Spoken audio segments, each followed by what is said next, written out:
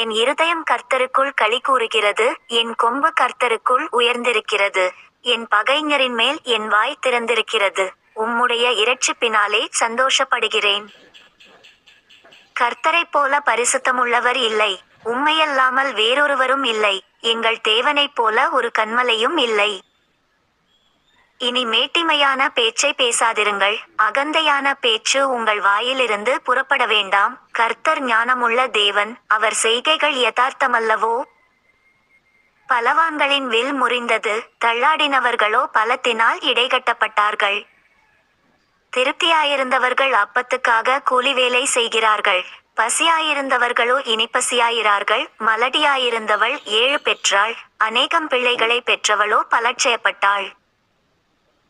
கர்த்தர் கொல்லுகிறவரும் உயிர்ப்பிக்கிறவருமாயிருக்கிறார். அவரே பாதாளத்தில் இறங்கவும் அதிலிருந்து ஏறவும் பண்ணுகிறவர்.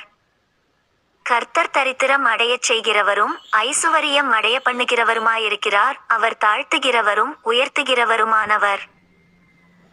அவர் சிறியவனை புழுதியிலிருந்து எடுத்து எளியவனை குப்பையிலிருந்து உயர்த்துகிறார். அவர்களை பிரபுக்களோடே உட்காரவும் மகிமையுள்ள சிங்காசனத்தை சுதந்தரிக்கவும் பண்ணுகிறார். பூமியின் அஸ்திபாரங்கள் கர்த்தருடையவைகள், அவரே அவைகளின் மேல் பூச்சக்கரத்தை வைத்தார். அவர் தமது பரிசுத்தவான்களின் பாதங்களை காப்பார். துன்மார்க்கர் இருளிலே மௌனமாவார்கள்.